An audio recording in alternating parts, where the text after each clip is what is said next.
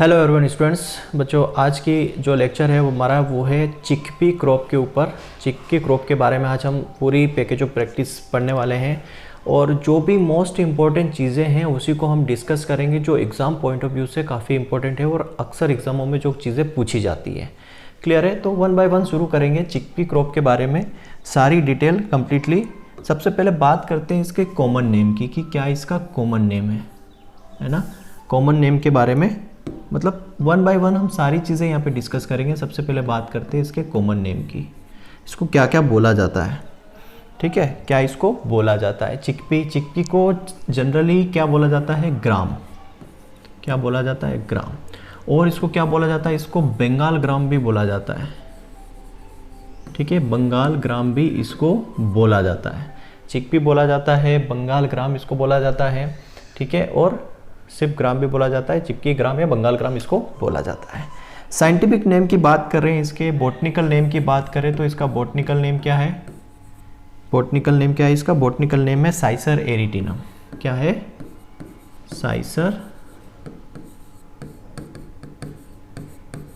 साइसर arietinum इसका botanical name है। ये देसी का है। दो तरीके की क्लासिफिकेशन है इसके अंदर, एक देसी होता है और एक काबुली होता है। पर जनरली जो बॉटनिकल नेम हम यूज़ करते हैं वो है देसी का यूज़ करते हैं, साइसर एरिटिनम। ठीक है, और फैमिली की बात करें, इसकी फैमिली क्या है? तो जितनी भी लेग्यूम्स क्रॉप होती हैं या पल्सेस क्रॉप होती है, सबकी फैमिली क्या होती है? सबकी फैमिली होती है हमारी लेग्यूमिनेसी। क्या होती है? लेग्यूमिनेसी फैमिली की होती है, या इसको नया नाम है फेबेसी। क्या नाम है नया? फेबेसी भी इसको बोला जाता है। पेपिलियोनियसी इसकी सब फैमिली है, याद रखना। लेग्यूमिनेसी नया नाम फेबेसी है और सब फैमिली अगर पूछ ली जाए तो पेपिलियोसी जो है इसका एक सब फैमिली है। देन ओरिजिन प्लेस की बात करें, ओरिजिन प्लेस क्या है इसका? ये वो सारे पॉइंट हम डिस्कस करेंगे जो कहीं ना कहीं एग्जाम में पूछे जाते हैं या पूछे गए हैं। ओरिजिन इसका है south west Asia. South west Asia, जैसे साउथ वेस्ट एशिया हमारा वीट का भी ओरिजिन है। कंफ्यूजन अक्सर होता है राइस के अंदर, वीट के अंदर, बार्ले के अंदर, ग्राम के अंदर, क्योंकि राइस का जो होता है साउथ ईस्ट एशिया होता है और ग्राम का जो होता है वो साउथ वेस्ट एशिया, वीट का भी साउथ वेस्ट एशिया होता है। ठीक है, ये ओरिजिन है। कई बार आपको इसका ओरिजिन प्लेस अफगानिस्तान भी देखने को मिल जाएगा, but mostly exam point of view से साउथ वेस्ट एशिया ही हमको यहाँ पे क्या करना है? पढ़ना है। तो ये जनरल डिस्क्रिप्शन अभी हम डिस्कस कर रहे हैं यहाँ पे। उसके बाद इसका आता है क्रोमोसोम नंबर। ठीक है, क्या आता है? Chromosome number. तो क्रोमोसोम नंबर भी इसके क्लासिफिकेशन पे बेस्ड होता है, पर जनरली जो क्रोमोसोम नंबर हम देखते हैं वो है 14। जनरली जो क्रोमोसोम नंबर देसी का 14 होता है, काबुली का 16 होता है, पर जनरली अगर आपको 14 मिल जाए तो वो भी सही है, एंड 16 आपको मिल जाए तो भी वो क्रोमोसोम नंबर भी सही माना जाएगा। क्लियर? देन और किस टाइप का ये प्लांट है? अगर हम प्लांट टाइप की बात करें, अगर प्लांट टाइप की बात करें तो किस तरीके का ये प्लांट है? तो ये C3 प्लांट है। C3 प्लांट का क्या मतलब है? C3 प्लांट का मतलब है कि इसके अंदर 3 कार्बन कंपाउंड होते हैं। क्रॉप फिजियोलॉजी वाला पार्ट है ये। C3C4 केम प्लांट होता है, मतलब 3 कार्बन कंपाउंड इसके अंदर होते हैं। इसका फर्स्ट प्रोडक्ट होता है PGA, फास्फोग्लिसरिक पायरुविक, मतलब फास्फोग्लिसरिक एसिड इसका फर्स्ट कंपाउंड होता है। और क्रॉप फिजियो के अंदर इसको अच्छे से समझेंगे। और क्या है? ये सेल्फ पॉलिनेटेड प्लांट है। सेल्फ पॉलिनेटेड मतलब कि इसमें सेल्फ पॉलिनेशन होता है, मीन्स मेल और फीमेल प्लांट एक ही फ्लावर के अंदर होते हैं। ठीक है, अगर मैं बात करूं यहाँ पे, अगर ये फ्लावर है तो यहाँ पे जो है मेल और इसके फीमेल पार्ट जो है एक ही फ्लावर के अंदर, मतलब यहाँ पे जो पॉलिनेशन होता है, फर्टिलाइजेशन होता है, तो ये जो एंथर वाला पार्ट है और ये क्या है? स्टिग्मा है। तो एंथर से पोलन कहाँ? स्टिग्मा में आते हैं। एक ही प्लांट, एक ही फ्लावर में मेल और फीमेल पार्ट जब दोनों होते हैं और उनके बीच में क्या होता है? पॉलिनेशन और फर्टिलाइजेशन होता है, उसको हम सेल्फ पॉलिनेशन बोलते हैं। क्लियर है? तो सेल्फ पॉलिनेटेड प्लांट है। दूसरा ये क्या है? एक लॉन्ग डे प्लांट है। लॉन्ग डे प्लांट का क्या मतलब है यहाँ पे? लॉन्ग डे प्लांट मतलब वैसे प्लांट या वैसी क्रॉप जिनको दिन का जो तापमान है या दिन का जो प्रकाश है वो 12 घंटे से ज़्यादा चाहिए रहता है। मतलब 14 से 16 घंटे जिनको दिन का तापमान या दिन का प्रकाश चाहिए रहता है उसको हम लॉन्ग डे प्लांट बोलते हैं।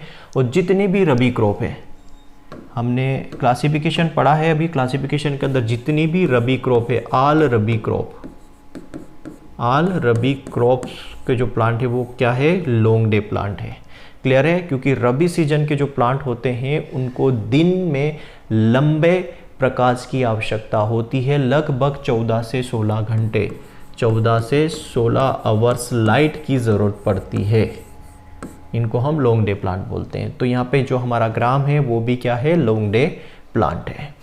क्लियर? और क्या बात करते हैं? एरिया प्रोडक्शन की अगर हम बात करें, इसके एरिया एंड प्रोडक्शन की बात करें तो एरिया और प्रोडक्शन दोनों देखते हैं। अगर वर्ल्ड की बात करें और इंडिया की बात करें, दोनों सिचुएशन में, क्योंकि ये जो है इंडिया की मोस्ट इम्पॉर्टेंट पल्सेस क्रॉप है, इंडिया के अंदर सबसे ज़्यादा प्रोड्यूस की जाने वाली पल्सेस क्रॉप है। इसके बाद पिजन भी की जाती है, सबसे ज़्यादा एरिया भी इसका इंडिया के अंदर है। इसलिए यहाँ पे एरिया प्रोडक्शंस के ऊपर क्वेश्चन पूछा जा सकता है। वर्ल्ड की बात करें तो वर्ल्ड में जो है इंडिया फर्स्ट नंबर पे है। ठीक है, इंडिया जो है फर्स्ट नंबर पे है इसके एरिया और प्रोडक्शन दोनों में। इंडिया की अगर हम बात करें तो इंडिया के अंदर मध्य प्रदेश जो है वो फर्स्ट पोजीशन पे है एरिया और प्रोडक्शन दोनों में। क्लियर है? यहाँ चीज़ इतनी समझ में आई। नेक्स्ट हम बात करते हैं इन इंडिया। अगर इन पल्सेस क्रॉप जो है, चिकपी जो है, ग्राम जो है वो क्या है? फर्स्ट है। उसके बाद जो है पिजन पी है। किस में? With respect to area and production. इन एरिया एंड प्रोडक्शन दोनों में। ठीक है, एरिया और प्रोडक्शन दोनों में इंडिया के अंदर जो है पल्सेस क्रॉप के अंदर ग्राम का सबसे ज़्यादा एरिया है, सबसे ज़्यादा शेयर है प्रोडक्शन में और एरिया में। उसके बाद जो है पिजन पी का है। क्लियर है? इसीलिए इसको और क्या कहा जाता है? इस क्रॉप को क्या कहा जाता है? अल्सो नोन एज, इसको बोल सकते हैं हम, इसको अल्सो नोन एज, या इसको कहा जाता है, क्या कहा जाता है? King of pulses crop. King of pulses इसको कहा जाता है। याद रखना, ग्राम को क्या कहा जाता है? किंग ऑफ पल्सेस कहा जाता है। यूजेस की अगर हम बात करें, यूज़ क्या है इसका? तो इसका यूज़ जो होता है वो ब्लड को प्यूरिफाई करने में इसका यूज़ होता है। देखो, अक्सर हमें रिकमेंड किया जाता है, या आप डॉक्टर या जो डाइटिशियन होते हैं वो हमें रिकमेंड करते हैं कि चने को हमेशा भिगो के खाना चाहिए। तो इसका यूज़ कहाँ होता है? ब्लड प्यूरिफायर में। ब्लड प्यूरिफाई में इसका यूज़ होता है। देन जिनको स्कर्वी डिजीज़ होती है, स्कर्वी डिजीज़ के क्योर में, स्कर्वी डिजीज़ के क्योर में भी इसको यूज़ किया जाता है। इसके जो जर्मिनेटेड सीड होते हैं उनका जो यूज़ है, या उनको रिकमेंड किया जाता है जिनको स्कर्वी डिजीज़ का खतरा होता है। तो स्कर्वी डिजीज़ के से बचने के लिए, उससे क्योर रखने के लिए इसके जो जर्मिनेटेड सीड है उसको खाया जाता है। क्लियर है? यहाँ तक पूरी बात आपको क्लियरली समझ में आएगी। जनरल डिस्क्रिप्शन है, क्वेश्चन सही से सीधे सीधे उठ के बन जाते हैं। अब यहाँ पे थोड़ा सा हम इसको डिस्कस करते हैं इसके क्लासिफिकेशन पे। ठीक है, किसकी बात करते हैं? क्लासिफिकेशन की।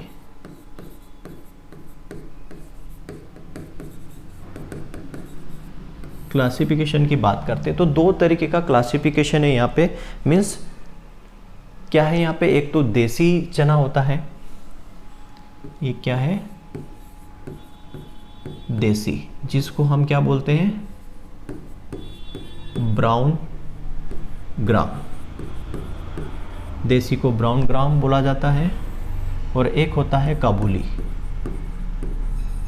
जिसको वाइट ग्राम बोलते हैं। वाइट इसलिए क्योंकि उसका दाना जो है वो क्या होता है? वाइट कलर का होता है, इसलिए इसको वाइट ग्राम भी बोला जाता है। क्लियर है?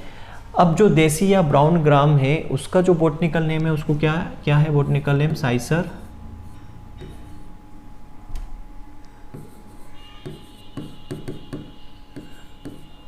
सॉरी, साइसर एरिटिनम, अरे यार, साइसर एरिटिनम जो है उसका बोटेनिकल नेम है। क्लियर। और जो हमारा वाइट ग्राम है, वाइट ग्राम का जो बोटेनिकल नेम क्या है, वो है साइसर काबुलियम। साइसर काबुलियम जो है इसका बोटेनिकल नेम है। जो देसी और ब्राउन ग्राम जो होता है, ग्राम देसी या हम बोल सकते हैं चना जो होता है हमारा, वो जो क्या होता है, स्मॉल होता है। हाइट इसकी जो क्या होती है, स्मॉल होती है, छोटी हाइट का होता है, पर इसमें अच्छी खासी ब्रांचिंग होती है। Small but good branching, branching इसमें अच्छी खासी होती है ना। हाइट कम होती है लेकिन नंबर ऑफ ब्रांचिंग इसके अंदर ज़्यादा होती है। काबुली की बात करें तो ये जो प्लांट है टॉल प्लांट है, बट इसमें ब्रांचेस जो है कम होती है, फ्यू ब्रांचिंग होती है। ठीक है, लंबा होता है पर इसमें ब्रांचिंग कम होती है। क्लियर है। इसका जो सीड है वो येलो टू ब्राउन कलर का होता है, येलो टू ब्राउन कलर का होता है, और इसका सीड जो है वो क्या होता है, वाइट कलर का होता है।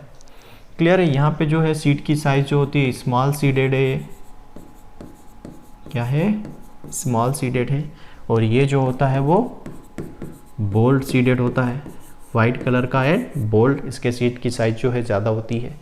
टेस्ट वेट की बात करें,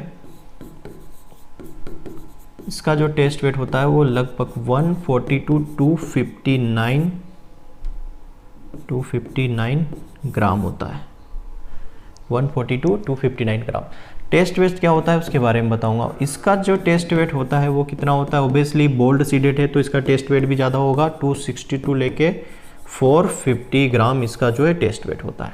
टेस्ट वेट क्या होता है, weight of 1000 seed. Test weight का मतलब क्या होता है, वेट ऑफ 1000 सीड। 1000 दानों का जो वेट होता है उसको हम टेस्ट वेट बोलते हैं। टेस्ट वेट निकालने की ज़रूरत क्यों पड़ती है, हमें अगर ग्रेन की क्वालिटी चेक करना है या उसकी प्योरिटी चेक करना है कि हमारे गेन की क्वालिटी क्या है, उसकी प्योरिटी क्या है, तो ये टेस्ट वेट से भी पता किया जाता है। वैसे प्योरिटी के लिए सीटेक के अंदर हमने और भी सारी चीज़ें पढ़ेंगे, उसकी सीड विग्योर के लिए हम टेट्राजोलियम चेट, गोर्डेज टेस्ट वगैरह सारी चीज़ें पढ़ते हैं।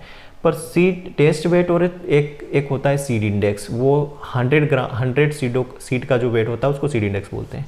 तो टेस्ट वेट भी यहाँ पे क्या डिटरमाइन करता है, क्वालिटी ऑफ ग्रेन डिटरमाइन करता है। ये क्या है, एक 140 से 259 ग्राम रेंज है। मान लो आपने क्रॉप को हार्वेस्ट किया, हार्वेस्ट करने के बाद 1000 दानों का वेट लिया, अगर वो इस रेंज के अंदर आता है मतलब आपके ग्रेन की क्वालिटी अच्छी है। लेकिन अगर वो इस रेंज के अंदर नहीं आता है, मान लो उसका टेस्ट वेट कितना है, 130 ग्राम ही है, मतलब कहीं ना कहीं आपकी ग्रेन की क्वालिटी अच्छी नहीं है। तो टेस्ट वेट यहाँ पे क्वालिटी डिटरमाइन करता है। तो ये बेसिक दोनों का क्लासिफिकेशन था, क्लियर है, जिसको हमने समझा। अब बात करते हैं, जस्ट पॉइंट टू पॉइंट हम बात करेंगे यहाँ पे। इसके अंदर जो रूट सिस्टम होता है वो कैसा होता है, टेप रूट सिस्टम होता है। क्या होता है, टेप रूट सिस्टम इसके अंदर होता है। टेप रूट सिस्टम का क्या मतलब है, यहाँ पे अगर मैं टेप रूट सिस्टम की बात करूँ तो ये वर्टिकली जो है इसका डेवलपमेंट ज़्यादा होता है, ऐसा हम बोल सकते हैं। ठीक है, वर्टिकली डेवलपमेंट ज़्यादा होता है। ठीक है, वर्टिकली डेवलपमेंट जब होता है रूट्स का, गहराई में जब रूट्स ज़्यादा जाती है तो उसको हम टेप रूट सिस्टम बोलते हैं। इनिशियली जो टेप रूट्स होती है वो किस में बदल जाती है, फेब्रेस रूट्स में बदल जाती है। ठीक है, लेकिन गहराई में जो जाती है वर्टिकली जिनका डेवलपमेंट होता है रूट्स का, दो तरीका होता है। एक तो ये ऐसे फैलती हुई लेटरली फैलती है इस तरीके से, तो ये हॉरिजॉन्टल डेवलपमेंट है, अंदर ज़्यादा नहीं जा पाती है क्योंकि जो सीड बेड का जो सरफेस होता है या सोइल का सरफेस होता है वो हार्ड होता है ना, तो अंदर नहीं जा पाती। और ये टेप रूट सिस्टम जो है मतलब गहराई में जाती है, वर्टिकली इसका डेवलपमेंट होता है, इसको टेप रूट सिस्टम बोलते हैं। और टेप रूट सिस्टम इसके अंदर है, उसका रीज़न क्या है, उसका रीज़न क्या है, उसका रीज़न है rough seed bed. Rough seed bed. याद रखना ये मोस्ट इम्पोर्टेंट क्वेश्चन है। ग्राम के लिए जो फील्ड प्रिपरेशन चाहिए या सोइल चाहिए या सीड बेड चाहिए वो रफ सीड बेड चाहिए। रफ सीड बेड मतलब तभी ये इसकी रूट जो है वर्टिकली अच्छे से डेवलप्ड हो पाएगी, और रफ सीड बेड होगी तो क्या होगा, एक प्रॉपर एरेशन होगा। क्या होगा, प्रॉपर एरेशन होगा, एयर का मूवमेंट अच्छा खासा होगा रफ सीड बेड में, रूट का डेवलपमेंट अच्छा खासा होगा। तो ये रिक्वायरमेंट है ग्राम क्रॉप की कि जो सीड बेड होना चाहिए वो रफ सीड बेड होना चाहिए, मतलब सोइल जो है वो लूज़ होनी चाहिए। लूज़ होगी तभी एयर का मूवमेंट अच्छा खासा होगा, कॉम्पैक्ट सोइल नहीं चाहिए। क्लियर है। तो ये रूट इस तरीके से होनी चाहिए इसके अंदर। दूसरा जो ये हमारा ग्राम की क्रॉप है वो ससेप्टिबल है, ससेप्टिबल टू फ्रॉस्ट, फ्रॉस्ट के प्रति ससेप्टिबल है at flowering stage, at flowering stage. जब इसमें फ्लावर आना शुरू हो जाते हैं तो फ्लावरिंग स्टेज में इसमें किस चीज़ का खतरा रहता है, फ्रॉस्ट का खतरा रहता है, मतलब पाले का खतरा रहता है ना, पाले का खतरा रहता है। तो इसको अवॉइड करने के लिए प्री फ्लावरिंग स्टेज में इरिगेशन देते हैं। तो प्री फ्लावरिंग स्टेज जो है मोस्ट इरिगेटेड स्टेज मानी जाती है, क्योंकि फ्लावरिंग स्टेज में क्या होता है, पाले का खतरा रहता है, फ्रॉस्ट का खतरा रहता है, जिससे क्या होती है हमारी जो यील्ड है क्रॉप की वो बहुत रिड्यूस हो जाती है। तो इसको प्रिवेंट करने के लिए इसके फ्लावरिंग स्टेज के पहले इरिगेशन देते हैं, या फिर जो फील्ड के चारों ओर कुछ जला के वहाँ पे क्या किया जाता है, धुआं किया जाता है, जिससे पाले से बचाया जा सके। क्लियर है। तो इतनी सारी चीज़ें हमने यहाँ पे समझी। अब बात करते हैं इसके, हाँ एक और चीज़ यहाँ पे समझिए कि ये जो ग्राम की जो लीव्स होती हैं, जब आप फील्ड के अंदर घूमते हो, ग्राम वाला जो चने का जो फील्ड होती है, जब घूमते हो या जब उसको हाथ लगाते हो तो आपके हाथ में केमिकल कुछ चिपक जाता है, या आपके कपड़ों पे कुछ केमिकल लग जाता है, या एसिड लग जाता है। वो जो एसिड होता है वो क्या होता है, मेलिक एसिड और ऑक्जेलिक एसिड होता है। जब उसका आप टेस्ट करते हो तो आपको नमकीन सा टेस्ट आता है, खट्टा टेस्ट आता है। वो किसकी वजह से आता है, वो मेलिक एसिड और ऑक्जेलिक एसिड की वजह से आता है। तो जो ग्राम के अंदर क्या होता है, जो सोर टेस्ट आता है, सोर टेस्ट या खट्टा टेस्ट आता है, वो किसकी वजह से होता है, वो होता है malic acid and oxalic acid, malic acid और ऑक्जेलिक एसिड की वजह से आता है। और मोस्टली जो है उसमें मेलिक एसिड है कितना, 90 to 96% जो है मेलिक एसिड है, और 4 to 10% उसके अंदर ऑक्जेलिक एसिड है। उसकी वजह से जो इसका टेस्ट है वो खट्टा होता है या सोर टेस्ट इसका होता है। क्लियर। नाउ हम बात करते हैं सीड रेट की। सीड रेट इसमें कितना चाहिए रहता है। तो अगर आप नॉर्मल बात करते हो, अगर हम क्लासिफिकेशंस की बात नहीं करते हैं, नॉर्मल बात करें तो लगभग 70 से 100 kg पर हेक्टेयर इसमें सीड रेट चाहिए। क्लियर है। और अगर हम इसको क्लासीफाई करें तो देसी में कितनी चाहिए और काबुली में कितनी चाहिए, दोनों की सीड रेट जो है वेरी करती है। तो देसी की जो सीड रेट है वो 70 से 80 kg पर हेक्टेयर है, और काबुली की बात करो तो 80 से 100 kg पर हेक्टेयर है। अलग अलग भी आप याद रख सकते हो। नॉर्मली अगर पूछा जाए तो 70 से 100 kg इसकी सीड रेट है। स्पेसिंग कितना है, कितना स्पेसिंग इसके अंदर रखेंगे, तो स्पेसिंग की बात करते हैं तो स्पेसिंग इसके अंदर रखी जाती है row to row and plant to plant 30 into 10 centimetre square, row to row and plant to plant. ठीक है, row to row and plant to plant जो स्पेसिंग है इतनी इसके अंदर रखी जाती है। देन उसके डेप्थ की बात करते हैं। डेप्थ इसमें मोस्ट इंपॉर्टेंट है, याद रखना, डेट इसके अंदर मोस्ट इंपॉर्टेंट है। डेप्थ का बहुत बड़ा रोल है। डेप्थ इसमें 8 to 10 सेंटीमीटर रखी जाती है। इतनी डेप्थ क्यों रखी जाती है, उसके पीछे रीज़न है। ठीक है। अगर हम लेट सोइंग करते हैं, पहले सोइंग टाइम देख लेते हैं। ठीक है,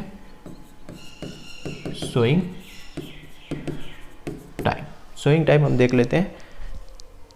क्लियर है। सोइंग टाइम की बात करें तो इसको हम ग्रो करते हैं 2nd, 4th night of October. 2nd, 4th night of अक्टूबर में इसकी सोइंग करनी चाहिए।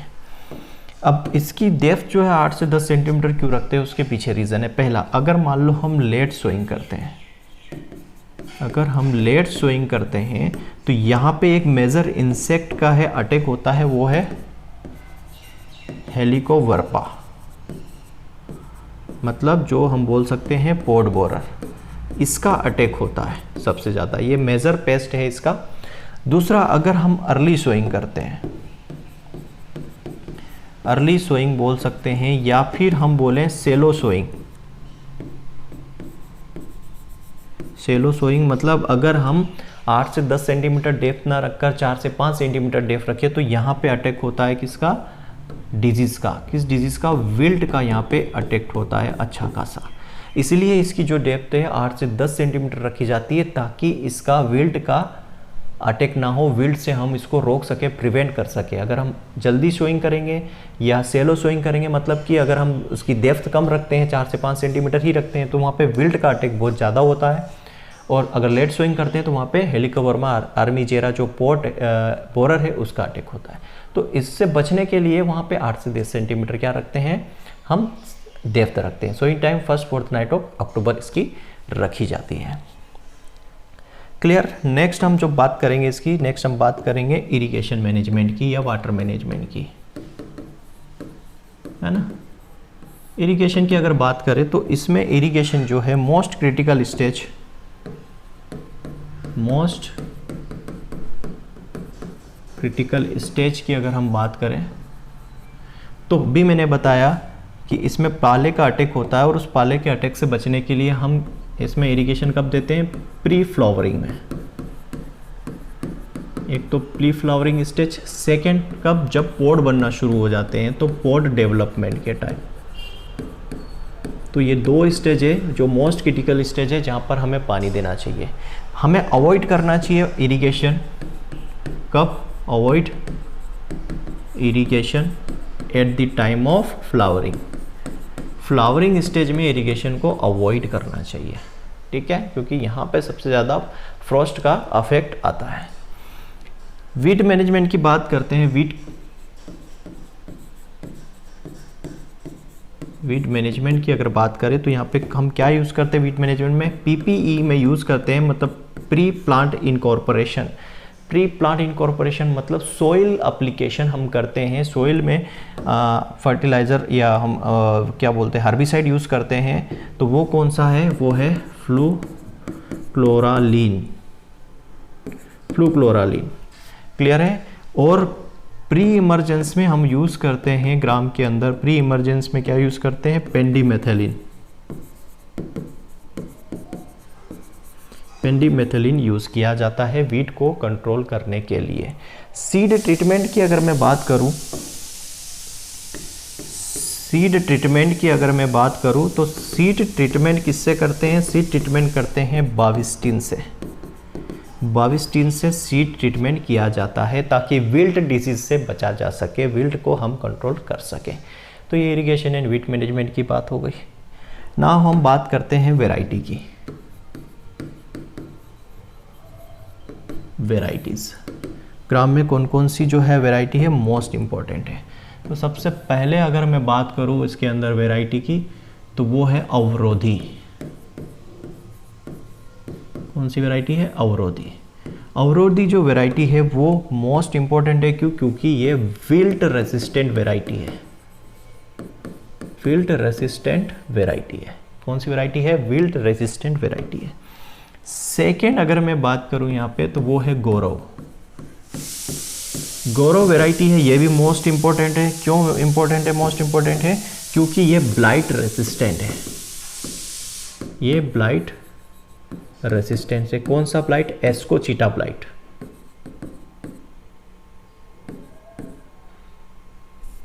कौन सा ब्लाइट, एस्कोचीटा ब्लाइट के प्रति ये रेजिस्टेंस है। देन नेक्स्ट मैं बात करूँ थर्ड वैरायटी, वो है RS11। RS11 वैरायटी जो है ये भी मोस्ट इम्पॉर्टेंट है, क्योंकि ये म्यूटेंट वैरायटी है। कौन सी वैरायटी है, ये म्यूटेंट वैरायटी है। देन नेक्स्ट अगर हम बात करें तो RS11 हो गया, गौरव हो गया, अवरोधी हो गया। तो इसके अलावा और वैरायटी है जैसे राधे, मोस्ट इम्पॉर्टेंट वैरायटी है। और हम बात करें तो चाफा, ये मोस्ट इम्पोर्टेंट वैरायटी है। और बात करें तो K4 जो है ये काबुली वैरायटी है ना, काबुली की वैरायटी है, काबुली चने की वैरायटी है। तो ये कुछ इंपॉर्टेंट वैरायटी है जहाँ से क्वेश्चन पूछा जाता है। एक और मोस्ट इम्पोर्टेंट वैरायटी है वो है Aparna. Aparna most important variety है। क्यों है? क्योंकि इसका जो ग्रेन है grain remain in green colour. इसका जो ग्रेन जो होता है वो ग्रीन कलर का ही रहता है, वो ना तो ब्राउन होता है ना ही वाइट होता है। तो ये भी मोस्ट इंपॉर्टेंट वैरायटी है। कौन सी ऐसी वैरायटी है ग्राम की जिसके ग्रेन का कलर ग्रीन ही होता है? अपर्णा। ठीक है, ये मोस्ट इंपॉर्टेंट इसलिए कि ये जितने भी वैरायटी यहाँ पे मैंने लिखी है सब पे क्वेश्चन जो है किसी न किसी एग्जाम में अभी पूछा हुआ है। क्लियर? अब यहाँ पे इनके डिजीज़ मैनेजमेंट की बात कर लेते हैं। डिजीज़ इसमें कौन कौन सी लगती है, पेस्ट कौन कौन से लगते हैं। इंसेक्ट पेस्ट की बात कर लेते हैं, है ना। इंसेक्ट पेस्ट जो है इसमें कौन कौन से लगते हैं। तो अब सबसे पहले हमने बात की यहाँ पे पॉड बोरर। ठीक है, पॉड बोरर कौन सा है? कॉजल ऑर्गेन्स क्या है? हेलिकोवर्पा आर्मीजेरा इसका नाम है। क्लियर है? ये जो पेस्ट है कब लगता है? जब हम लेट सोइंग करते हैं। ठीक है, जब हम लेट सोइंग करते हैं तब ये लगता है। तो इसका हम मैनेजमेंट कैसे करेंगे? टाइमली सोइंग इसके अंदर करेंगे।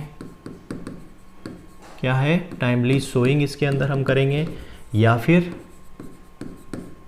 अर्ली सोइंग करो, टाइमली सोइंग करो, क्योंकि लेट सोइंग में ये अटैक करता है। दूसरा इसमें हम क्या कर सकते हैं? NPV न्यूक्लियर पॉलीवायरस, ये मोस्ट इम्पोर्टेंट है, अक्सर एग्जाम में ये पूछा गया है LE पर हेक्टेयर। ठीक है, न्यूक्लियर पॉलीवायरस 250 से 500 LE पर हेक्टेयर यूज़ किया जाता है। या फिर यहाँ पे मोस्ट इम्पोर्टेंट है ये भी लार्वल पैरासाइट, पैरासीटोइड, लार्वल पैरासीटोइड हम यूज़ करते हैं। कौन सा, क्या नाम है उसका? नाम है कॉस्मोप्लेटिस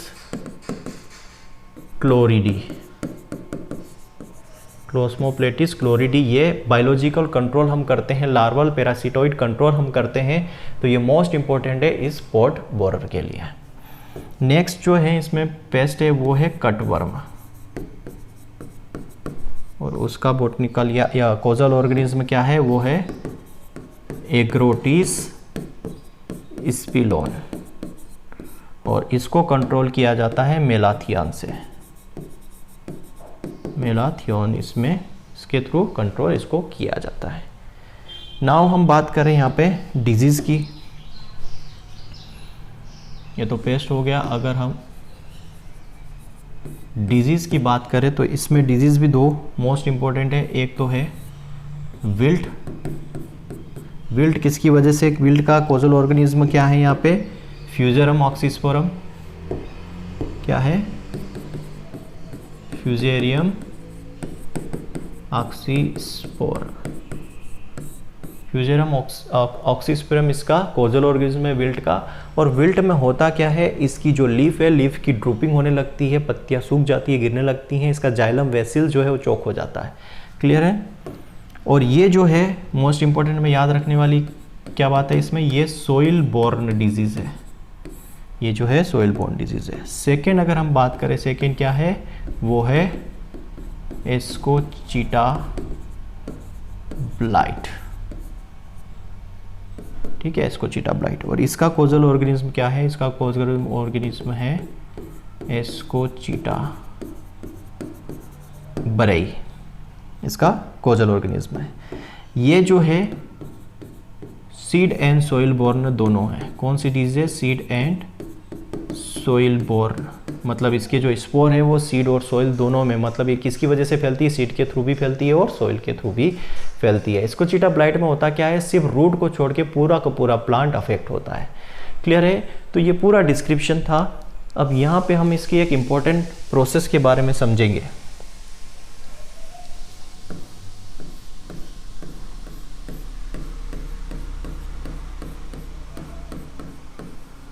निपिंग। ग्राम की जो है मोस्ट इम्पॉर्टेंट प्रोसेस है निपिंग। क्लियर है? या टर्म्स बोल सकते हैं, ग्राम के साथ एसोसिएशन इसका होता है, मतलब ग्राम के अंदर एक निपिंग प्रोसेस होती है। एक डायग्राम मैंने बनाया हुआ है, इसी के थ्रू मैं आपको समझाऊंगा निपिंग होता क्या है। निपिंग को हम क्या बोल सकते हैं? निपिंग को टॉपिंग भी बोला जा सकता है, या बोलते हैं, या हम इसको क्लिपिंग भी बोल सकते हैं। क्या बोल सकते हैं? निपिंग बोल सकते हैं, क्लिपिंग बोल सकते हैं। होता क्या है इसमें जो है हम ऊपर की लीव्स को या ऊपर की टॉप ब्रांचेस को रिमूव कर देते हैं। क्या करेंगे? ये जो आपको डायग्राम दिख रहा है, इसमें जो ऊपर की ये जो ब्रांचेस हैं, इस टॉप ब्रांचेस को या लीव को रिमूव करते हैं। ठीक है, रिमूव कर देते हैं। क्यों करते हैं? रिमूव करने का रीज़न क्या है? एम क्या है इसको रिमूव करने का? Encourage reproductive growth. Reproductive growth मतलब इसकी रिप्रोडक्टिव ग्रोथ मतलब यहाँ पे इसको अगर हम करेंगे, टॉप ब्रांचेस को, लीव्स को हटाएंगे, तो यहाँ पे क्या होगा? लेटरल ब्रांचिंग होगी। क्या होगा? लेटरल ब्रांचिंग होगी। मतलब ये जो ब्रांचेस है वो ज़्यादा फैलेगी। लेटरल ब्रांचेस होगी तो फ्लावरिंग अच्छा खासा होगा, और फ्लावरिंग अच्छा खासा होगा तो क्या होगा? हमें प्रोडक्शन अच्छा खासा मिलेगा, मतलब उसकी रिप्रोडक्टिव ग्रोथ जो है वो इंक्रीज होगी। एम तो समझ में आ गया। करते कब है इसको? 30 to 45 डे आफ्टर सोइंग के 30 से 45 दिन बाद इसको किया जाता है। और किस कंडीशन में? जब इसकी जो हाइट है वो 15 से 20 सेंटीमीटर हो जाती है, तब इसको करते हैं। या फिर 4 लीफ स्टेज में इसको किया जाता है। क्लियर है? समझ में आ रहा है? टॉप ब्रांचिंग को हम रिमूव करते हैं कब? जब हाइट 15 से 20 सेंटीमीटर हो जाए, या 30 से 45 दिन सोइंग के बाद, या उसमें लगभग 4 से 5 लीफ स्टेज, 3 से 4 लीफ स्टेज हो जाए, 3 से 4 लीफ आ जाए। क्यों करते हैं? क्योंकि रिप्रोडक्टिव ग्रोथ हमें बढ़ानी रहती है, लेटर ब्रांचेस को हमें बढ़ाना रहता है। इस वजह से हम ऊपर की टॉप ब्रांच या लीव्स को हटा देते हैं ताकि साइड में ग्रोथ हो। ऐसा क्यों होता है? क्योंकि ऊपर की ब्रांचेस हमने पढ़ा है कि एपिकल डोमिनेंस किसकी वजह से होता है? यहाँ पे क्या होता है? ऑक्सिन होता है, और ऑक्सिन जो होता है वो एपिकल डोमिनेंस को प्रमोट करता है, मतलब ऊपरी ग्रोथ को प्रमोट करता है। लेकिन अगर हम इसको हटा दें तो यह ऑक्सिन जो है क्या होगा? नीचे की ब्रांचेस में, लेटर ब्रांचेस में कन्वर्ट होगा, नीचे की तरफ जाएगा, लेटर ब्रांचेस में जाएगा, तो यहाँ पे लेटरल ग्रोथ होगी ब्रांचेस की। क्लियर है? अब इसको करते कैसे? ये तो हो गया, करेंगे कैसे? तो यहाँ पे देखो, एक तो इसको हम मैन्युअली मतलब हाथ से पत्तियाँ तोड़ के कर सकते हैं।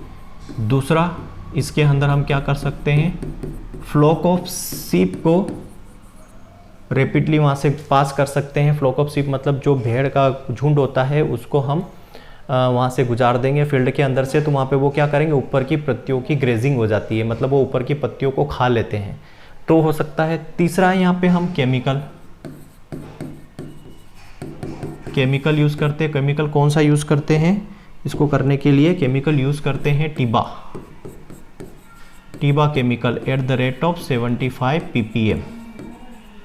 75 टीबा क्या होता है? Tri iodo benzoic acid, tri iodo benzoic acid का हम यूज़ करते हैं 75 ppm। तो ये ऑटोमेटिक जो है ऊपर की जो टॉप ब्रांचेस होती है, लीव्स होती है, वो रिमूव हो जाती है। तो ये एक इम्पॉर्टेंट प्रोसेस होती है निपिंग के अंदर, जिसको हम करते हैं। क्लियरली समझ में आया आपको निपिंग प्रोसेस क्या होती है? आई थिंक तो ये ग्राम की या पूरी जो हमने चिक्की पढ़ा, चिक्की की पूरी जो है पैकेज ऑफ प्रैक्टिसेस थी। एक एक चीज़ें हमने 1 by 1 सारी चीज़ समझी, यहाँ पे किस तरीके से सारी चीज़ें क्या होती है। तो आज के लेक्चर में इतना ही। Thank you.